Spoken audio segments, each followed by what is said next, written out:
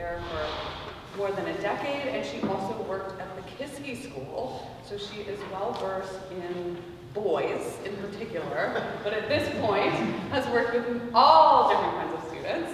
And we also have Greg Edleman, who is the Director of Admission at Carnegie Mellon University, and Greg has been there for about 15 years. So mainly, I'm going to ask them to talk about just a couple of things, and then mainly this is a session where you can ask your questions. They represent pretty different institutions in some ways and very similar in other ways, and this is really just an opportunity to hear from them as you, as parents, think about what is your role in the process and what can you be doing to best support your sons and daughters as they come through Shadyside Senior School. Just a quick show of hands, how many of you have freshmen, 9th grade children? Okay, and how many of you 10? Okay, and do we have any junior? Okay, so. I have a 4-year-old. Yes, they are also very proud parents and live with their own children every day, so have a parent lens as well. So I'm going to just turn it over to them, and they're going to talk a little bit about their path and how they got where they are, and then a little bit about the admission process, just kind of broad overview at their individual institution, and we'll just start with that as an opening. Thanks. Again, my name is Jen, feel free to call me Jen, and I am from Uniontown, Pennsylvania, so just south of Pittsburgh, and I attended Allegheny College and was inspired by my work at Allegheny to go into education. So I am certified to teach, but I ended up having a tour guide position way back when, decided to stick with admissions, and has just been really inspired helping families like yourselves work through the mystique of the college search process and understand what wonderful options there are for families and for students through this process. And so at the College of Wooster, you know, we are a liberal arts, private liberal arts and sciences institution. We are a member of the Common Application. Many of you may have heard of the Common App or have already started to look at it. And you know, we really approach the admissions process in trying to identify students that will be most successful in our environment that is very supportive, but very academic and rigorous, particularly because we are best known for how our students take on research opportunities, whether they're theater majors or whether they're physics majors. And so when we review an application, it is a very, what you probably have heard and will hear from others, is that we are a very holistic committee where not one number or data point is going to make a decision. Every application is read by at least 2 members of our team, and then in many cases we'll go to a full committee for discussion and for final review and decision. So please know it's a very comprehensive review. It's not a certain rubric that will self-select certain applications out. It really is a chance for us to get to know the student in a variety of ways, whether that is through their transcript, which I like to call the heart of the application. I feel that that school experience from 9th grade through 12th grade, not through 11th, but through 12th grade, shares their story of growth and development. So that certainly weighs the most in that decision, but all of those other pieces of the application that share their story regarding their development outside of the classroom, through extracurriculars, through leadership development, how they're spending their time when they're home, and of course, we do still require the test scores at the College of Wooster. You're going to find that many schools are varying in those requirements at this point, but we do find that that's still a standard for us. So those play a role, as well as what I always like to point out is an important part of the process is the essay. So we'll talk, I'm sure, a little bit about these different pieces, but as an English teacher, I always make sure I remind families that the essay is really the only part of the application that a student has complete control over when you think about it. And I find that some students will wait to the last minute to do that. Not here at Shadyside. I feel that there's a great structure involved in helping students prepare their application fully, including the essay. But it's a wonderful chance for students to express themselves, be persuasive in their speech, and share a little bit more about their life experiences. So again, very holistic, The heart of that review, though, is the transcript, and we'll talk, I'm sure, a little bit more about expectations here at Shady Side. I'm not sure if that's what you wanted, but wanted to make sure just a quick overview. Great. Hi, Greg Edleman, Director of Admission at Carnegie Mellon. I was joking around with Lauren because she wrote my biography on half of a Post-it note. Before that, I was bartending. So, I kind of stumbled into college admission. I can laugh about this now 15 years later, but I'd get home from bartending, wake up in the morning, everyone would be out of the house. My mom would have resumes printed out on the kitchen table and cover letters, and all I did was sign it and put it in the envelope and send it out. I got a call one day from my boss that said, "Hey, you applied for the job." And I said, you say so. I guess I did. So he brought me in for an interview and charmed him, and here I am 15 years later, I'm still there. So I was never a tour guide. I never had any admission experience whatsoever. I just kind of stumbled into it.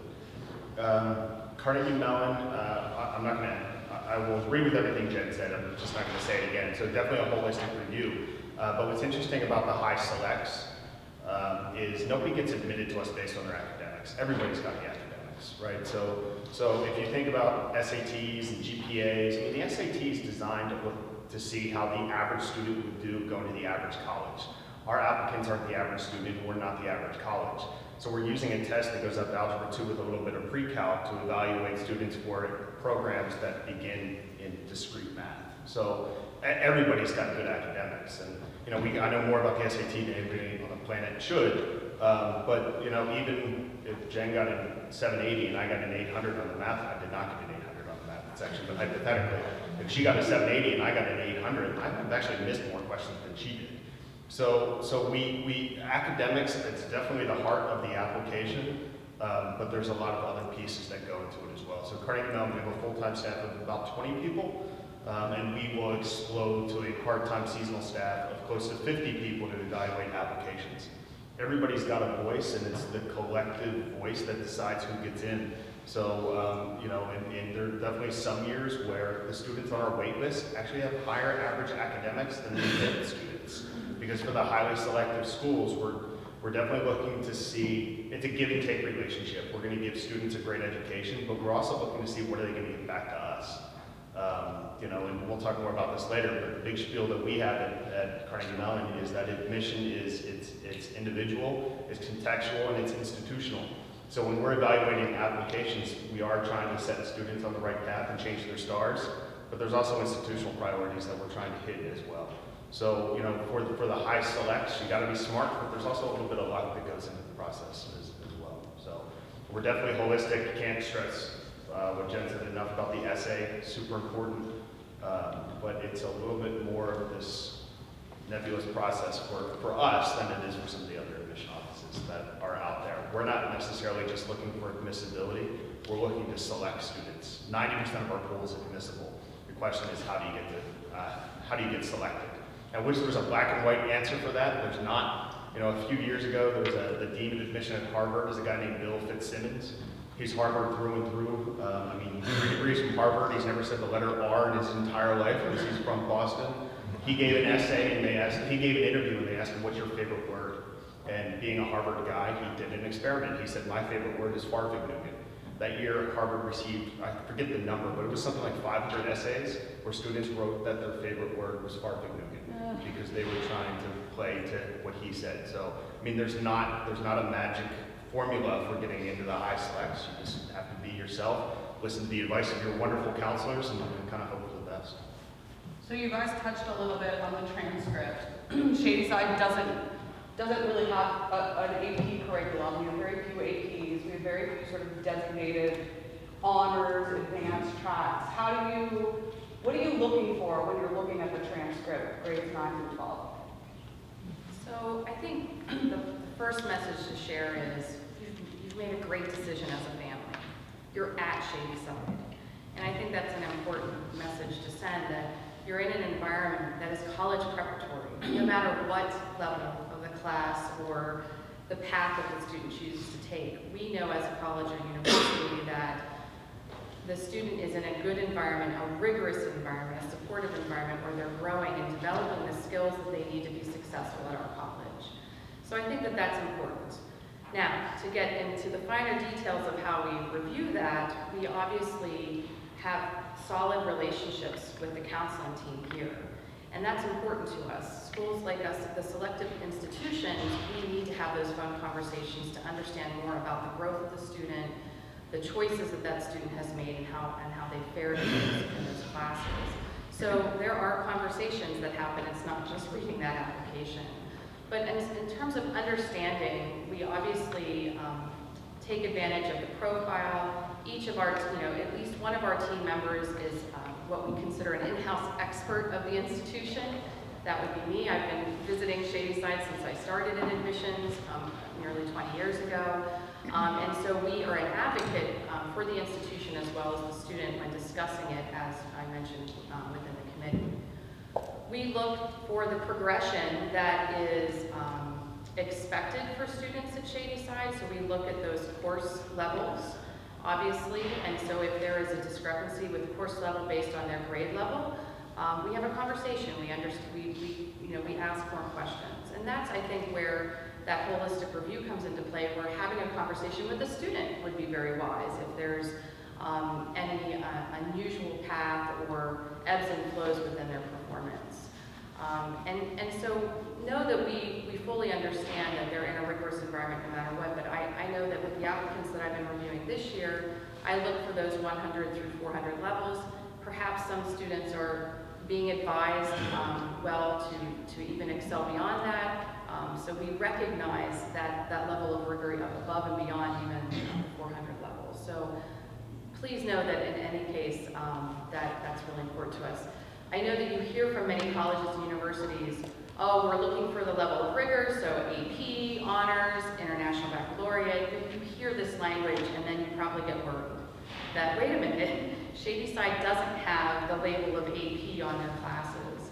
Please know that we understand that the curriculum is at that level, that it's beyond that level in many cases, and we also know that some students have the opportunity to take the test should they wish. Hands raising already, but I'll let Greg chime in. I just have a question. What do you mean when you refer to level 100 or 400? What is that? Well, how I interpret the transcript, and I would love to have the counseling team chime in, is at the top, I've read through the profile that there's a progression for each class, for whether, because I understand you have different electives within different curriculum, different divisions within the curriculum. And so we understand that typically within the junior and senior year, there's 300 and 400 levels. So we have a course numbering system that goes on the transcript that's based on the sequence of how students can take classes here. So, if you're in Spanish 1, that's a 100. If you're in AP Calculus, that's a 500. And that helps colleges see what the progression is. And that's what they're speaking of. And that is really just about where in the sequence it falls, so that when your students take our upper form history electives that don't have a recognizable name necessarily to a college, they can see, oh, this is a high level elective, and this is not basket weaving for middle school students on that transcript. Yeah, I think you have to remember too, kind of like you go first, because you say 90% of everything I was going to say, but you do it better than I think. So, no, that's great. So I think high school is designed to teach you how to be a good student. College is designed to teach you to be a scholar. And I think what the most important thing is with your high school experience, it's the school. It's not necessarily the curriculum that you're taking. So there are some schools out there that are definitely not at the rigor of Shady Side Academy that offer a ton of APs. And we run into issues where these students are taking AP Bio, AP Chem, AP Study Hall, AP Lunch, AP Drive. I mean, they're taking AP everything in the book, and they're coming in expecting advanced credit when they get to Carnegie Mellon, and we don't give it to them. I mean, I was actually in a meeting with the head of our stats department that he said in front of our entire staff that he would strongly prefer that if you're applying to Carnegie Mellon for stats, that you've never had AP stats. Because it's not college stats. I mean, high school stats is line best fit. College stats is machine learning and artificial intelligence. I mean, it's just not the same thing. So I think where Shady Side gets it right is they offer, and in schools like Shady Side, they offer AP where it's necessary, but they're not just offering AP to give you a warm blanket to make you feel better about spending the money that you're spending to go to Shady Side. And I think that's the right approach. There's actually a boarding school, I want to say it's Hotchkiss, up in New England, where their entire junior curriculum is based on the Merchant of Venice.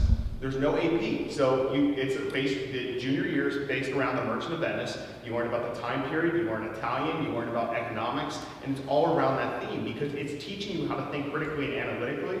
And I can guarantee you, those students are getting into the best schools in the country, and they're doing all that without offering APs. I mean, so when I say that admission is individual and contextual, this is the contextual part. So we evaluate a student in the context that they're in. I mean, so the #1 public high school in the United States is a school called Thomas Jefferson Math and Science. It's in Virginia. And they swear to you, they offer a class called Advanced Thermodynamics. Like there's remedial thermodynamics, right? So they offer advanced thermodynamics, and you know, students might get a B in that, and that's okay, because you're taking these higher level classes. They're not expecting any college credit whatsoever when they bring that into the university, but it's teaching them a higher level thinking that a normal high school student would get. So, you know, I would say nobody understands the contextual part better than the three that are sitting here. So definitely rely a lot on your counselors, but I would just say if you know your son or daughter wants to be an engineer, higher level math and science classes are pretty important. If they know that they want to be an engineer, if you don't get to AP history, that's not necessarily going to rule you out of the process. So, you know, in terms of how to structure the schedule, rely on the counselors as much as you can, but please don't think that you need to load up on AP classes, and definitely don't think that you need to load up on or hire individual or independent counselors. Definitely not the way to go there. And just to hit on the contextual side of things, you know, we really value then the recommendation letters that come along with Shady Side's applications, because we know that the teachers and the counselors are taking time to share a little bit more about that student's path and their growth within the classroom. And I find that they are some of the best letters I receive because it does share just that, their growth. And they're very honest and genuine. They share some of their struggles, but how they go through those. And that's what we're looking for. We're looking for students with grit, and we're looking for students that are going to, you know, face challenges at Wooster, but know, you know, how to find those solutions or to be able to ask for help and support. And so we're looking for those examples and those characteristics of the students through those letters too. So those are important as well. Greg, you mentioned if a student wants to be an engineer, then this. Can you each speak a little bit to how students figure out what they might want to do, and what role does their intended major play in your application process? And then for the majority of students who have no idea what they want to study coming out of high school, how are those students, how do they find their path? Yeah, they don't find their path at Carnegie Mellon. So, I mean, we're in rare air in that we are one of only 25 schools in the United States that still require subject tests. We're one of the only high selects that do require students to apply directly towards an individual program. So schools like MIT or Princeton, you apply undecided and you have a year to figure out what it is that you want to do. At Carnegie Mellon, we're making students not only apply to say engineering, we're making them apply directly towards electrical and computer engineering. So our students tend to have a little bit of a better idea of what they want to study, maybe not necessarily what they want to do for a living. I think, so Carnegie, you can't apply to Carnegie Mellon undecided. So again, our students tend to know what side of the brain they want to be on. They might not necessarily know what they want to do for the rest of their life, but they're not undecided between history and engineering. I think that we have a number of students that come to us that maybe they want to study engineering, but they never want to be an engineer.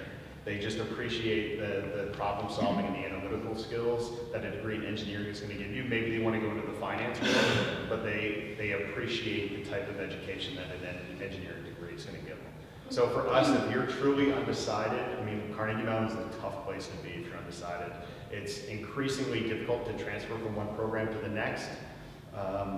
It happens, but even in the last 5 years, it has really been the shift from you can figure it out to, I mean, you really have to have a good idea of what you want to study if you're going to come to us. But that's why there's 4,000 schools in the United States, because there is a place for everybody. We just tend to attract the student that's a little bit more sure of what they want to do at the age of 17. I think for those 9th and 10th graders, I mean, for any year for that matter, but I think it's important to take a deep breath and just encourage and guide your student to work hard and pay attention to the recommendations of teachers and their counselors regarding what that next step may be in their coursework.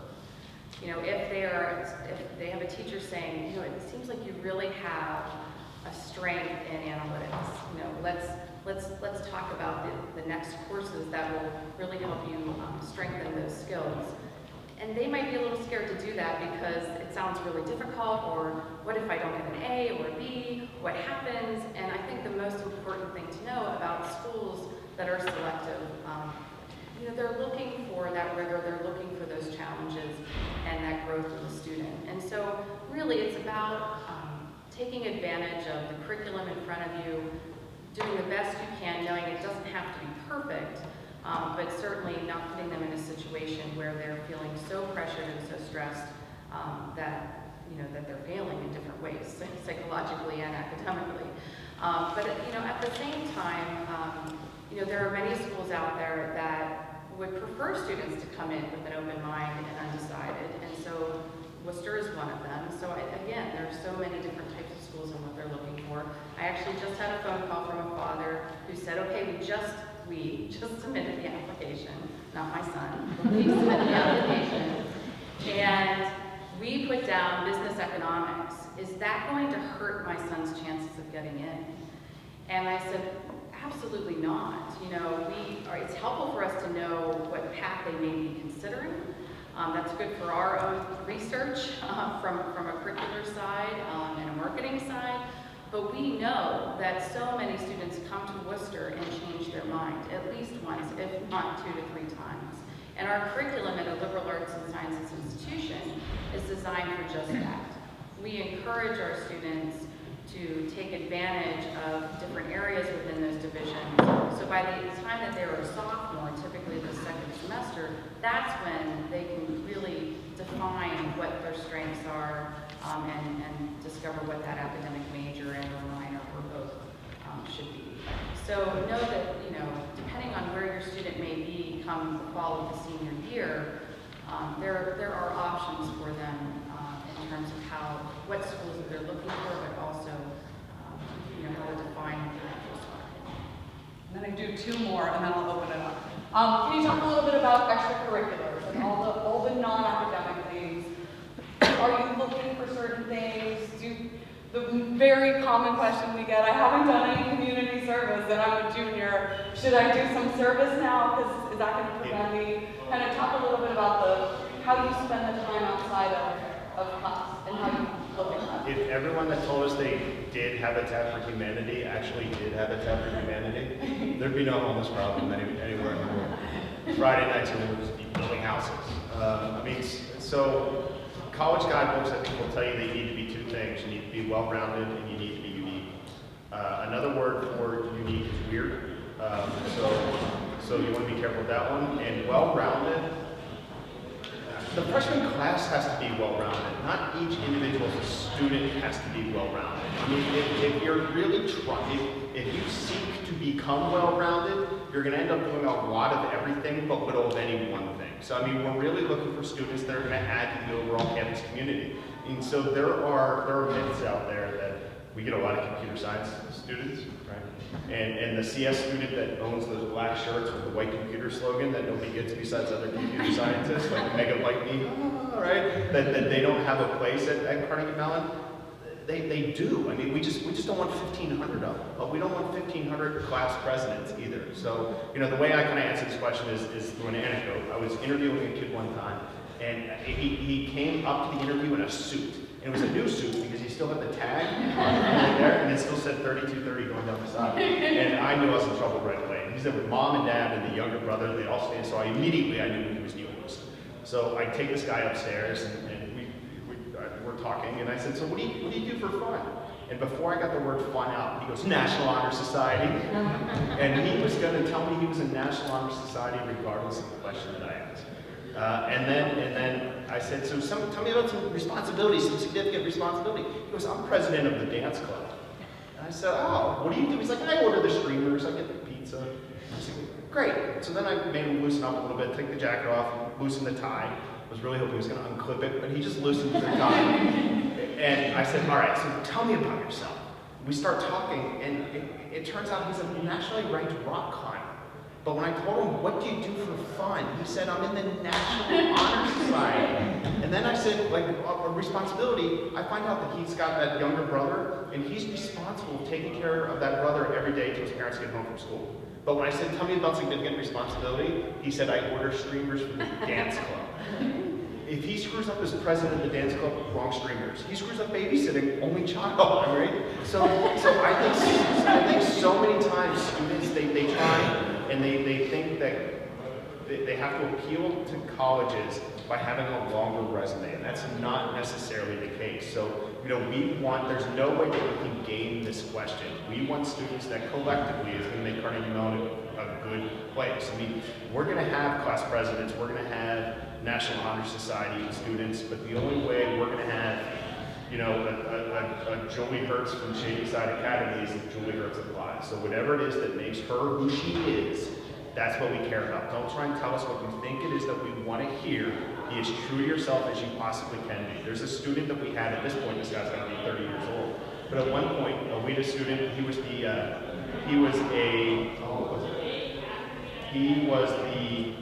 national champion in he was a national champion orchid grower in the male subdivision between the ages of 14 and 16. We got it, right? Not MIT, but what's cool is guaranteed somebody on our campus learned how to grow orchids because that kid was there, and that's what we're doing. I'll just say ditto. Because it's well said. We get that question a lot. My final question that I will feed you guys and we'll open it up is just as parents of 9th graders, 10th graders, and 11th graders, where do you see what can we be doing? What can they be doing to support their kids? Where do people go wrong, and where do people really go right from what you see as a parent perspective? It's like making a movie. Okay, so the student's the talent. You're the director. You're the producers. Okay, so you get to say, you pay for it, you wish them best, you give them guidance, but at the end of the day, I think you really got to let the talent be the talent with the right guidance. I think hopefully that they'll end up doing what they want to do. And I would just say, let the student call the office, let the student fill out the application. We're open till 7 o'clock. So when a parent calls and says, well, it's 3 o'clock and my student doesn't get home until 4 o'clock, we're here till 7. So let the student drive the process. It goes a lot farther. Very well said. I always say that, it's okay to guide, and we know that this is a family decision. It's not just one person's decision. We know that we would like to hear from the family. We don't just want to hear from the student. But the family should be guiding and the parents should be guiding and not directing or in charge. And it's very obvious to us when that happens. And it's not necessarily going to make us make a different decision on the admission decision. But we certainly let our teams of students know who's coming along with the helicopter parents know. But we want students, we know that this is one of the first major decisions that a student will have in their adult lives. And when you can give them an opportunity to make some of those decisions themselves, some of those phone calls, have them go up to the college fair table first to ask the questions versus with, alongside you or that you're taking over, that helps them build that confidence that they're going to be for the next step when they are by themselves on that college campus. And so we are looking for that. And so we ask that it's okay to make checklists. It's okay to create a calendar. it's okay to remind them at times. Just don't nag them and let them forget or let them fail at one time or another, and they will learn then how to go about those decisions in the future. So I think it really is a nice balance between guiding versus telling. And can we all make a pledge to stay off of College Confidential? Please don't go to College Confidential. It is bad, bad information. Has anyone been to College I'm not Confidential? even gonna look. Did anyone know what College Confidential was? Okay, then don't fund it. ever Now go. forget what Greg just told you. It's like an online forum for a lot of information, but it is Bad information. it is really amped up parents, like really extreme levels of anxiety and a lot of misinformation. That was the most delicate way you could ask. Let's go with that. Okay, now we'll open it up and they can answer whatever questions are on your minds. Yes, Mr. Green. So full disclosure, I'm a dean of students, but I would love to hear from your perspective what impact, if any, reportable discipline has on the admissions process for schools. Sure. Yeah, that's a great question. So correct me if I'm wrong, but the Common App still has 3 ways to answer that question. They have, yes, they've been in trouble, no, they have not, or school policy prohibits me from answering that question. And there was a lot of talk about that third option, where if you say school policy prohibits me from answering this question, are schools going to assume, yes, they have been in trouble, or no, they have not? So it's hard to answer that third question. It's going to vary from one institution to the next. I mean, we just take it as the school can't provide any information to that question. We pull pretty heavily from private schools and boarding schools and those kind of schools, and depending on the school, I mean, some schools give out detentions like they're going out of style. I mean, if you're late for class, there's a detention. If you're late 3 times, there's a suspension. And then the school would be obligated to check that box, and then the student would be required to address it. I mean, at the end of the day, we know that we're, recruiting 17-year-olds. And oftentimes, a lot of disciplinary actions are boys being boys or girls being girls. You know, it's smoking in the boys' room. We're not going to put we're not going to slow down your career because you got caught doing something stupid. So in 99% of the cases, a lot of the disciplinary actions that we see, they're boys being boys, girls being girls, as long as the student writes a explanation and, you know, they own it. They say, I did something stupid, I got caught, I'm sorry, I won't do it again. We're usually okay with it. It's when the student got caught doing something stupid and they try to say, well, it wasn't me with my friends, I just happened to be there. And, you know, they're not owning the mistake. Sometimes that will raise a red flag. The 1% where we do care are academic dishonesty issues. If a student got caught cheating or plagiarizing or anything that speaks to their integrity as it relates to their academic experience, that's usually a pretty big red flag for us, and we do take that into serious consideration in the admission process. But the vast majority of the time, you know, is the kind of thing everybody does if they got caught. So, and we really don't worry too much. I think the most difficult situation is when we have a student on campus, they've interviewed, they've gone home, we receive the application a few weeks later, and there is that flag. And they had the opportunity to talk with us a little bit more about that more serious violation, whatever it may be. I mean, again, I totally agree with what Greg was saying, but if it's an academic violation, a more serious violation, there was a chance for them to own up to that, be transparent about the process, and they didn't. It's also flagged if it's not anywhere in the application. I mean, that's when I do pick up the phone and call both the student and the counselor to talk about, you know, what exactly happened. So we understand that students make mistakes, and especially early on in the process. You know, we have a lot of students that talk about something that happened in their 9th and 10th grade years. We understand that there are these ebbs and flows of their development, but depending how serious it may be in that 11th and 12th grade, we may require an interview or a visit to campus to talk with us and or someone in our dean of students office. So it really just depends.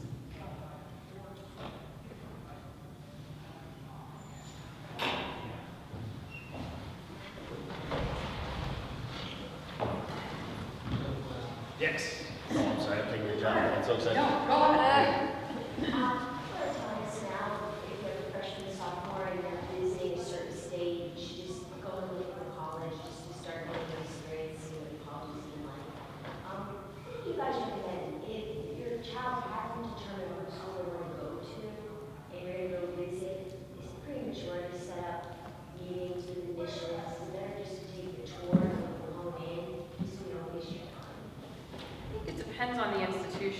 have different structures within our office of how we work with students depending on where they are in the search. I absolutely think in this day and age, with the number of applications our schools are receiving and the importance of demonstrated interest, it doesn't hurt to stop. If we are in session and our office is open, it doesn't hurt to stop in to introduce yourself and say hello. There may be a group tour, or in our case, an individual tour that's available to you, but you do not have to sit down and have a conversation if the student isn't ready. But a chance to walk around a campus with one of the current students could be really helpful for the next visit that they have, or when they are ready to ask questions. It may just help provide some additional context. So I think it is totally worth stepping in and making yourself know that you were on that campus, because every school is going to handle demonstrated interest differently in terms of how often you were in contact with that office or how well you get to know that institution. So I don't think it hurts to do it. Now, if you're there during the summer or on a Saturday or Sunday, that's fine. I do think it's a wise decision that if you're in an area, why not park the car and walk around a little bit and get to know different campuses. Yeah, I mean, do it for you, not for us. So, I think at the end of the day, there's two types of admission officers out there. We all stand in front of the door, but there's a number of schools out there where the gatekeeper's a carnival barker. He's trying to get everybody he possibly can to come through the door. Right? Come to X school, there's plenty of space, come on in. And then there are those of us that stand at the front door with brooms and we shoot people away because we have to be protective of who's going to come through the door. And in terms of demonstrated interest, for the vast majority of schools that exist out there, they're not leaving any admits on the table. They're taking everybody they possibly can that's admissible to get them to come to their school. And at the end of the day, they're probably still not full. I mean, they probably still have some space. So don't feel like that you have to interact with every school that you're going to visit.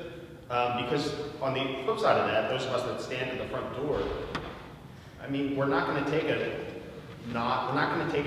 unadmissible student simply because they interacted with us 7 times. I mean, so it can help you learn about the school, it can help you learn about the process, but please don't feel like you need to make official visits to every school that you're going to visit. We won't talk to anybody besides the next class of applicants. So if it's over the summer, unless you're a rising senior, we'll tell you where the tour leaves from, but that's all you're going to get from us. We're only going to talk to seniors. And we're one of the few high selects that still interview. To be honest, the only reason we still interview is because we're off the beaten path. I mean, you can't get to Pittsburgh on a direct flight anymore. You got to connect somewhere. We're 45 minutes from the airport. It's a pain in the butt to get to us. So we feel like just from a customer service standpoint, we should be able to interact with students. But during the summer months, we'll interview 40 students a day. We'll have 300 students that are visiting. So, I mean, we're spitting at the rain in some cases, but we're just doing it to offer the service.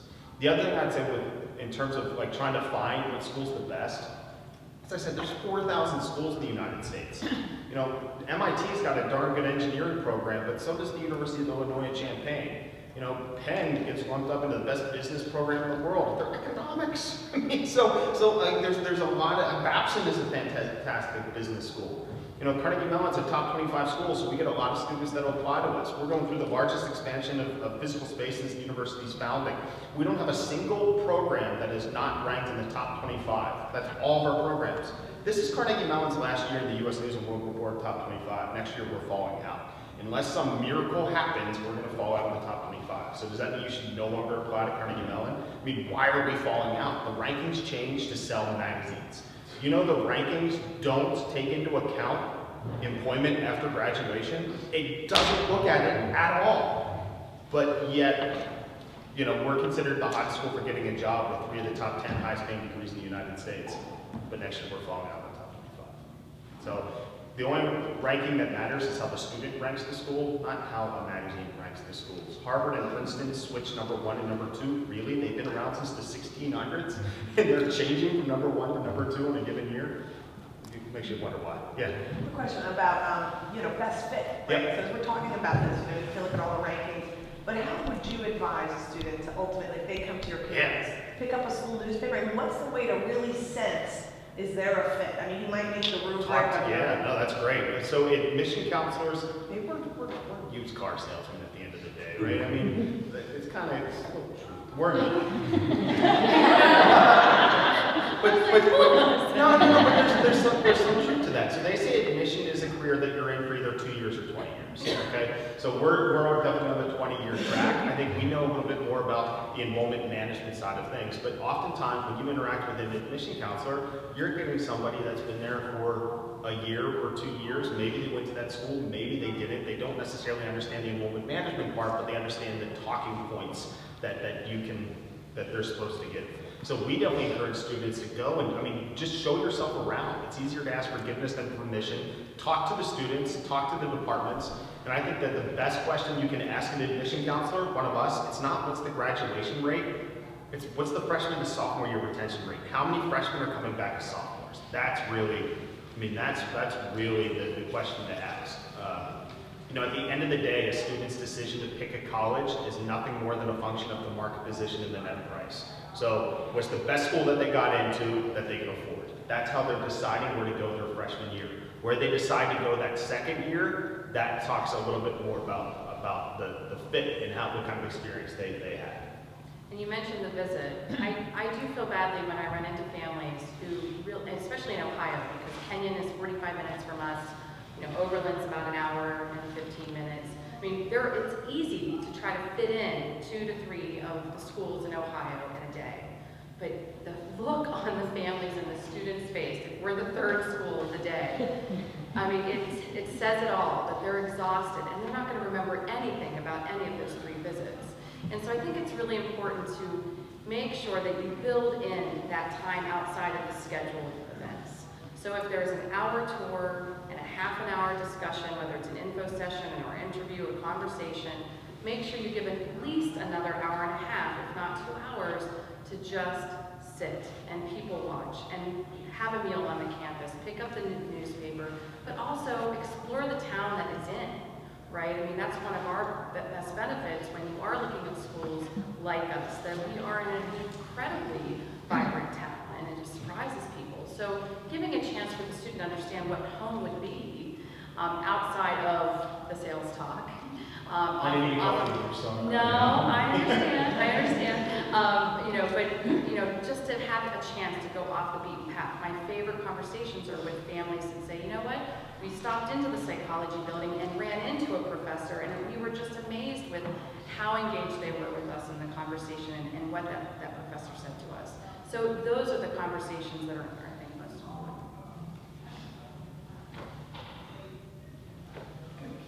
You're good there. You're doing great. Can you talk a little bit about the early decision process and for students who are really sure about where they want to go? Is that open? We're early decision. Are you early decision? Okay, so there's different. Maybe you guys can chime in here. So there are different early plans. There's early decision. There's early action. There's restricted early action, and so there's a lot of different ways you can do it. So we're early decision, which is the binding one. So technically, students are signing a legally binding contract. You're signing it. The students sign it. The counselors are signing it. That's a pending a viable financial aid package. I promise to enroll at that school. I mean, it's going to vary from one school to the next, but for us, it's a thumb on the scale. So if a student is applying under early decision, I would say that we're not necessarily dipping in our quality that we're looking for. So we're still looking for really, really strong students, but we're willing to be a little bit more flexible. That was the worst answer I could possibly give. Horrible. So let's use our School of Computer Science, for example. So highly selective pool, it's considered to be a pretty good CS program. For every early decision student that we admit, that's 4 regular decision students that we can't take later on. Those early decision students are required to enroll. This last year, we went to the wait list in computer science, and actually at the end of the day, we couldn't even fill up in CS, so we came a little bit underneath our goal.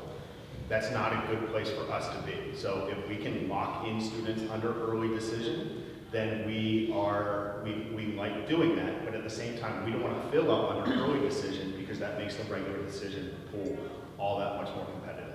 I'd say at the end of the day, if Carnegie Mellon, let's use Carnegie Mellon. Carnegie Mellon's your first choice, you have a complete application, and you know that that's where you want to go, absolutely go ahead and apply under early decision. But if you're going to apply to us under early decision because you don't want to take the subject test and you think that the benefit of applying early decision will outweigh the disadvantage of not having the subject test, you're 100% wrong.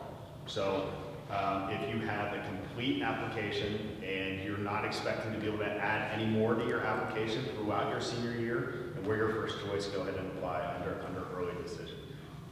It's tricky that for us, our acceptance rate in computer science under early decision is actually lower than it is under regular decision. Because there's a lot of students that apply to us under early decision and they're doing that second part. They think that, well, if I apply early decision, it'll outweigh any deficiencies that I have in my application. So the acceptance rate is artificially low because it's a less qualified pool. How about So across, no. how about across the school and not just in? Yeah, I know. As soon as I went down that path, I knew you were going to tell me to get back on the main road. Yeah, I would. Is the no, or is it a? What's that? Is the no, or is it? Oh, if the no is a no. So we don't tend to defer a lot of students. We don't defer a lot because, and if you think about it, if you think about what I just said, the pool under early decision is less qualified than the pool under regular decision because there's a lot of students that they know it's their stretch school, right? So the quality under early decision is not as good as the quality under regular. So if you didn't make it under early, why would we defer you to a more qualified pool? So we tend to either say yes or no, but I would say across the board, thank you very much, our acceptance rate is pretty even from early decision to regular decision, but some of our programs, if anything, are actually more competitive under early. On paper, the stats say it's more competitive under early than it is under regular decision. But if we're your first choice, you have a well put together application and you don't think that you're going to get any benefit of waiting until January to submit your application, then sure, go ahead and apply early decision. It's not going to hurt. That was a very complicated answer to a very honest question, so I apologize and why don't you take this back? No, it's good. I mean, obviously, schools build in early decision for their benefits. It helps to stabilize their class, it helps to guarantee enrollment, it gives them a sense of revenue coming in at that certain point in the cycle. It's a wonderful thing, and so most schools build that into their process because it's a chance to help them better predict what the outcome will be at the end of May, right? I think the best advice I can provide is to talk with your counselors and to work with the counselors to determine, based on the work you've done up until September or October of your senior year, in terms of your college search and your research and your interests, is that in your best interest as a family, as a student, to apply early decision to that particular school. The counselors have relationships with those schools, understand our outcomes a little bit more. They can provide whether that's the right decision or not. And I honestly just say that because they're in conversation with us more frequently and understand the process and will know best how to position the student best for admission. I do think it is very important to understand that early decision agreements can vary slightly from school to school. And so, for instance, at Wooster, we do have a byline in our early decision agreement that says if you are not satisfied with the financial aid agreement, right, if you are not happy with that package, you can be released from the decision. And some schools aren't quite as clear in that language. And so I think if financial aid is going to play a role in that decision for some families, then that is, I think, where the conversation with the counselor is important to understand the implications of going early decision. I'll just add a little context there.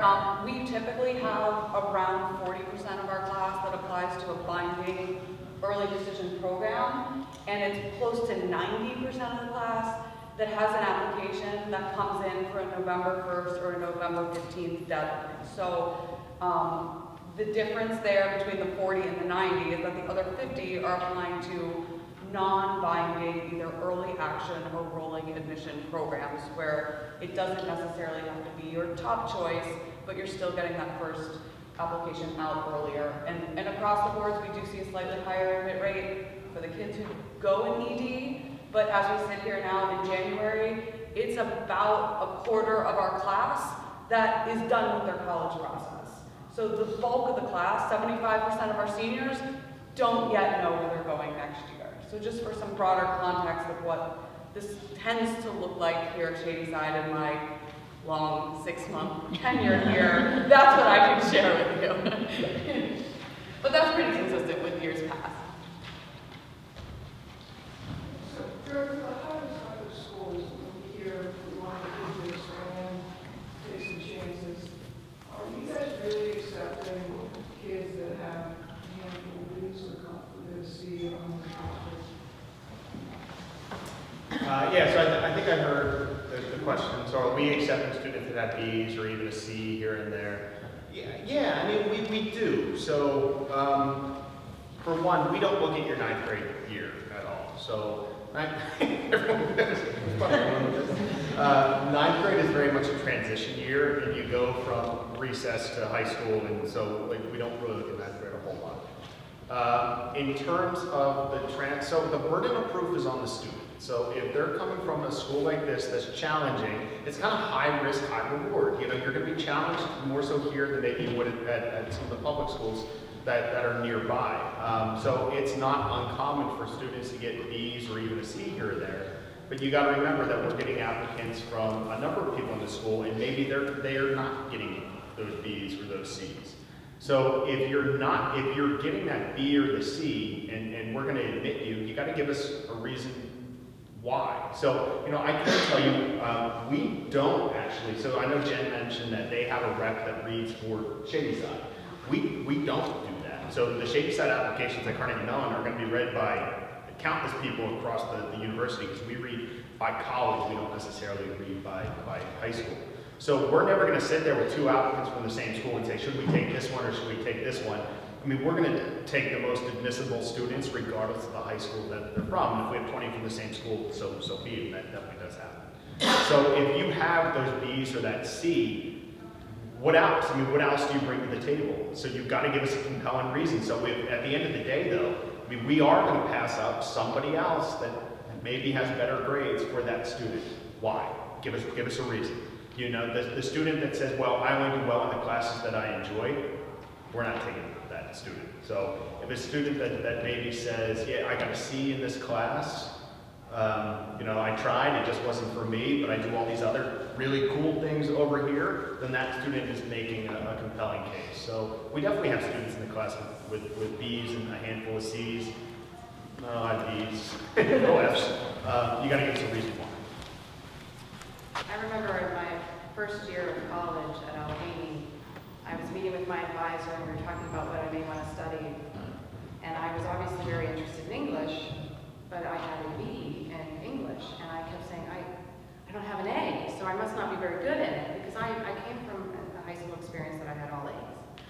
And so I kept saying, I just don't understand, like, I'm going to fail at this.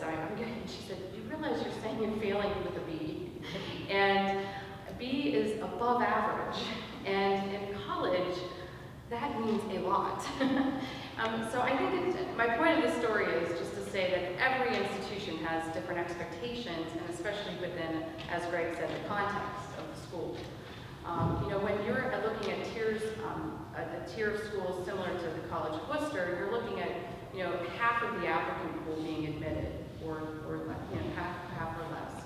And in that case, we, you know, are going to admit students with B's, and even potentially some C's on the transcript. I mean, it just depends on the institution, their institution. But certainly, in our case, at Shady Side, we know that B's are very good grades still in this context. Maybe we'll do, I know we're getting on with time and I see people creeping out, so maybe we'll do one last question. Two last questions Mine's a here. quick one. Yes, obviously, both of you guys have said things that suggest that the colleges look at the high school. And we have had a conversation recently with somebody over in Pitt in admissions who had suggested that the colleges don't know the high schools and don't really pay attention to what high school they're in. So do you think that that's true, or is it more maybe local colleges that are more familiar with local high schools? No, I mean, I can tell you that there's years that we visit all 50 states. We travel internationally. we are very strategic about the schools that we visit. We know those schools that we're visiting inside and out. When we get applicants from schools that we don't know, we are definitely pouring over the transcript to learn as much as we possibly can. So we tend to build, I mean, we know who our bread and butter schools are. I mean, this is my second time here in 3 months. I think we're doing a financial aid night coming up. I got a dorm sitting back there. So, I mean, we're very deliberate about the schools that we visit, and the schools that we don't know, we want to learn as much as we can.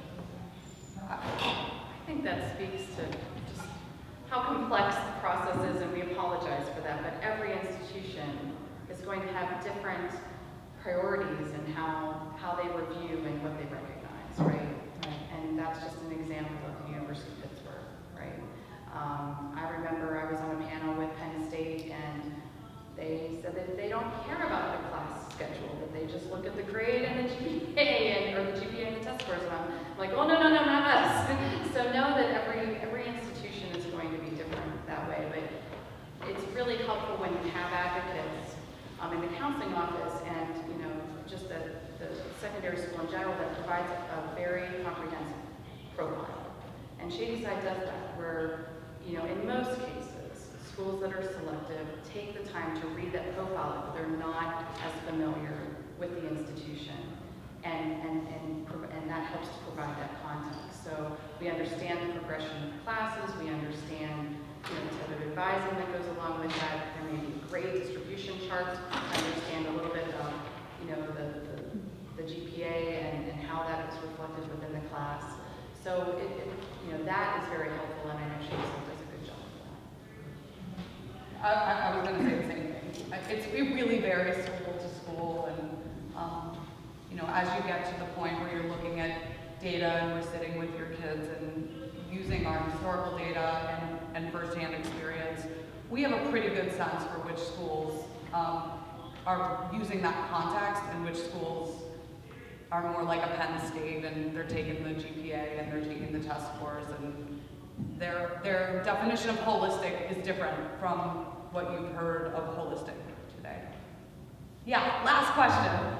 I had a question with regard to early decision Yeah. at CMU. Oh gosh. So for instance, if you have a student that would be applying for early decision come fall, November, and they're familiar with the school, and so they're looking at really an interview. And I know you had mentioned that a lot of times you're doing interviews as customer service, you have people traveling into the area.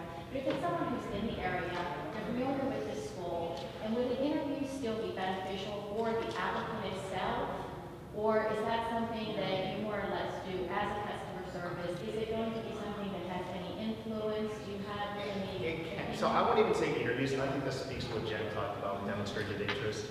If you're a local student and we're a local school, you should definitely try and stop by for a visit if you can. One way or another, whether it's an interview or a tour. I know for us with the interviews, we expect the student to have more questions from us than we do with them. Right. So,